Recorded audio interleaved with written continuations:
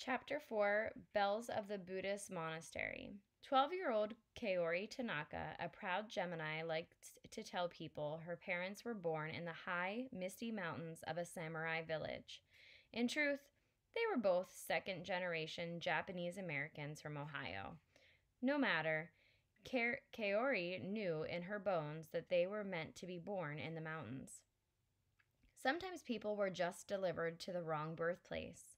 How else could she explain her powers of second sight, which could only come from someplace magical? Kaori was mildly surprised to get a text from one of her clients, her only client, truth be told, on the first day of summer, particularly at 7:45 in the morning. But the night before, just as she was gliding to sleep, she had the vision of a hawk perched on a giant fence post. Only now she realized it must have been a vulture, not a hawk.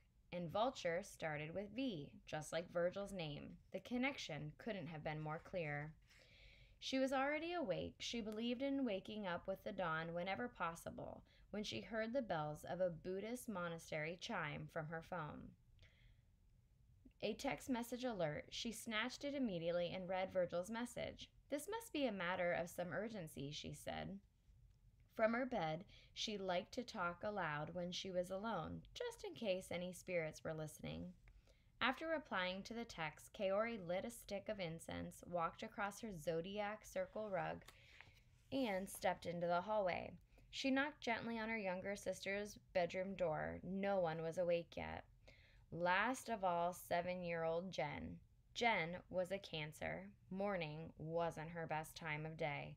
Cancers were notorious night owls. "Knocking is fruitless," Kaori said. She opened the door and was once again assaulted and mildly offended by her sister's hot pink dresser, hot pink curtains, hot pink rug, and hot pink comforter.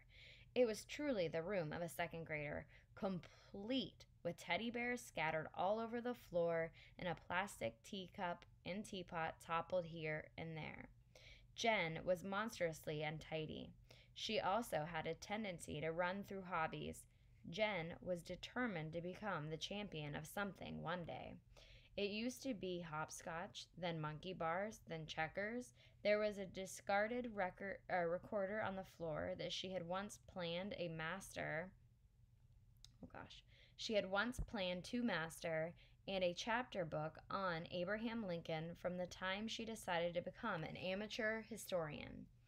A pink jump rope lay coiled like a snake near the foot of the narrow twin bed, evidence of her latest obsession. One day she'll mature, Kaori said to the spirits. She walked up to her sister and kicked the jump rope out of the way with a sigh of irritation. Jen had been jump roping around the house for a week straight, driving everyone mad. She'd already broken 3 water glasses. "Jen," Kaori said, poking her sister's shoulder, "wake up.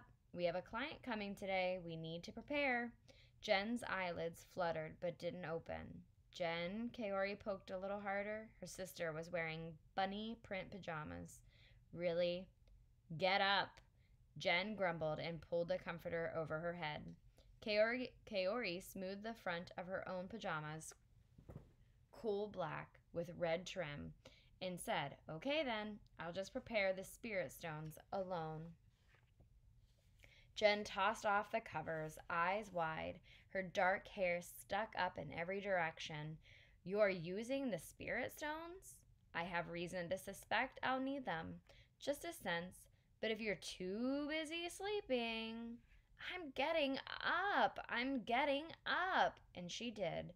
"Meet me in the spirit chamber," Kaori said. She waved toward Jen's pajamas. "But get rid of the bunnies first."